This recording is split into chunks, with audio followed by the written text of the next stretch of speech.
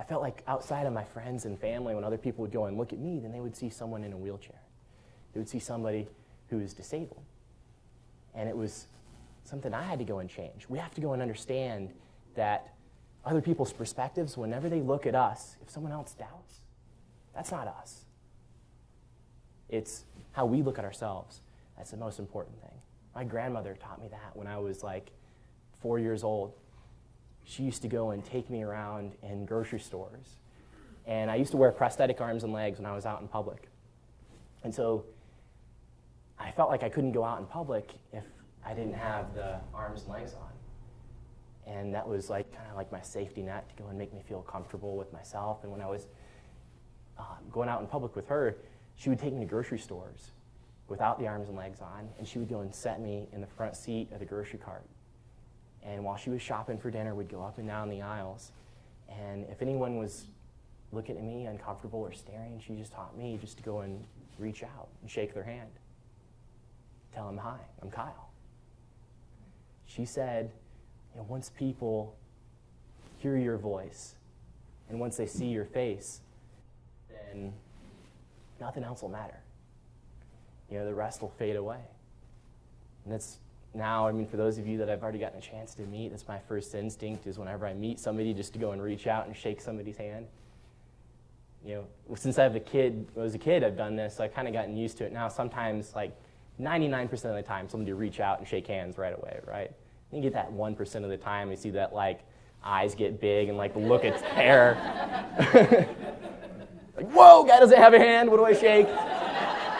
He wants to shake my hand, awkward. But I think we do this with a lot of things in our life, where we go and we say that, all right, I am going to be a victim in whatever circumstance. Maybe it's something that, the goals, are too high. Maybe it's, the government's holding me down. There's too many regulations. Maybe it's that next doctor's office that you guys go and call on, right? That they don't understand, and it's just, too hard. Maybe it's something in your personal life, right, that is just completely out of your control. There are going to be things that are, no matter what I do, I will never wake up and be born with my arms and legs. But even if I could have a chance to go back and do that and be born with them, I would choose not to. Because it has been the greatest gift that I've ever been given. And it's only in those challenges and learning through and growing through these things that we truly can grow. It took me 14 years to figure out how to dress myself for the first time. So I used to have to, my parents would go and help me get dressed, and I became dependent on their help. And even when I was going and competing and playing sports, whatever else, and that was still something that they would just help me do because it was quicker. It took me a long time to be able to have that first experience to do it on my own. It was actually my friend Joey's fault that him and his mom were to go and pick me up, and he wanted to take me to a movie. I was sitting in the house in sweatpants, and my parents were out at the Collins Hill Park with my sisters, actually, because they were going to go and they were in a softball tournament.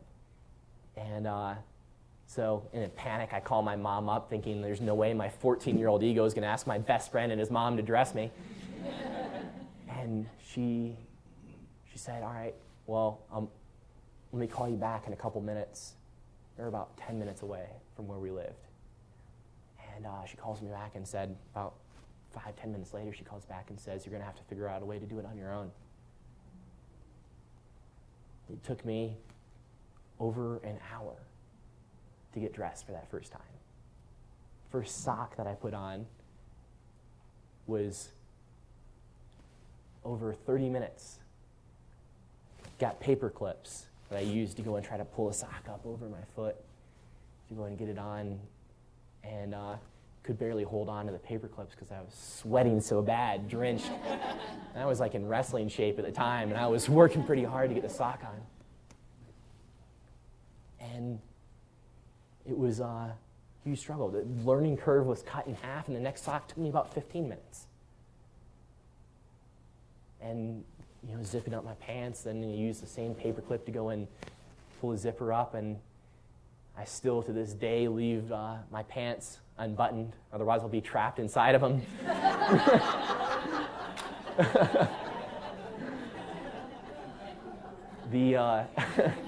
It's my big secret. And there's a word that I've kind of used to go and define that entire experience that I call my apogee.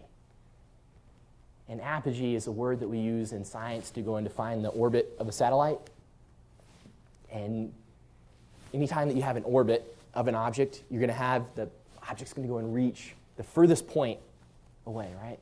I use that as kind of a metaphor for my life. Like, by seeking that thing and to kind of continually go and better myself and to go and live deeper, more rich experiences and the things that I want, then it's going to go and better everything else, because reaching for that point is going to go and expand the orbit and the experiences of everything. We can go and live by seeking our passion and the thing that we love the most. We're capable of expanding our area of influence so much. I'm sure you've had instances where you've wanted something really bad, but when you start out, then you're bad, right?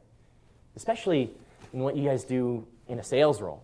I mean, how hard is it to go and get started sometimes? To be able to go and deal with the rejection and being beat over and over and over again. Because that's what happened to me when I was wrestling. I was knocked down match after match after match. My dad tricked me into coming out, telling me he was going to be like Hulk Hogan and all those guys. I got out there and I was like, where's the ring? It was a really tough period. It took me 1.5 years to win my first wrestling match. And created a lot of doubt. Because when I would go out to a tournament, my father would enter me in a weight class, and I would wrestle in the morning, and I would lose, and I would wait all day to wrestle again that night and lose again. If I wrestled against a good opponent, then I would wrestle really well. If I wrestled against a bad opponent, then I would wrestle just barely bad enough to lose. Because I started buying into the lies that other people were telling me about. Like, I could hear coaches and other kids talking about, like, oh, this guy doesn't have like the grip and the reach and the leverage and all these tools that he needs to win. Because obviously you can't win a wrestling match without grabbing hold of somebody else. You can't win a wrestling match without having that reach to go out and get a hold of the guy's legs. You know, and because other people were telling me that, then I started making that my own reality. And it was because of this I kept losing these matches. I lost 35 times in a row. I was questioning, like, a lot. I mean, it didn't just make me lose in wrestling. I would come home crying, and I would think about my role in the world, in society. Like, would I ever be able to have a normal family, normal wife, kids? Like, would I be able to have a normal job? Like, if I couldn't succeed in this sport, then what was going to be like my place in the world?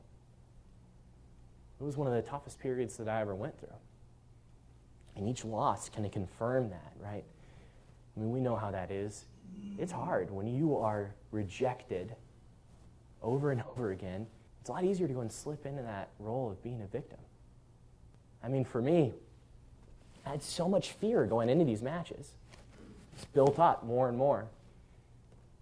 And I remember that I finally had a moment that just like took that fear off me. That I was warming up before the first kid that I beat, and looked across the mat, and I saw this kid that I was about to go and wrestle, and he was warming up too, and I made eye contact with him for just about a half a second.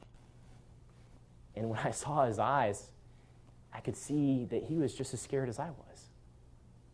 And that realization just washed over me. I was like, if he's going to be afraid of me, like, I'm the guy without my arms and legs. And ended up, at that moment, I said, I'm going to let him be afraid for both of us. Took all that fear off of me. We came out there and shook hands. The referee blew the whistle, and I came in after him, grabbed hold of this kid's arm, rolled him, took him down, landed on top of him.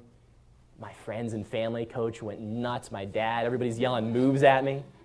I was excited because I'd gotten on top of this kid and thinking to myself, like, this is cool, but I have no idea what to do now. There wasn't like a next step in the manual, so I was like, my dad told me to go and let him up. And I had like that fear that if I let him go, then I wouldn't be able to go in and do the same thing again. So I was going to try to hold on to what I got.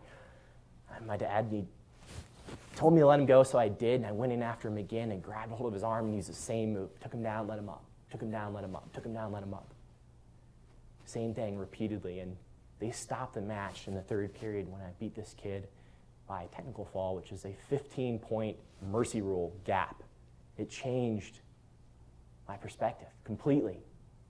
Now all of a sudden I had that belief that I deserved to win these matches, that all of a sudden I was capable. When you start to build up that confidence in what you are capable of in your life, and you start to gain that momentum and roll with that, it's a powerful thing. And that can continue to go and confirm, and we say that competence begets confidence, and confidence begets more competence.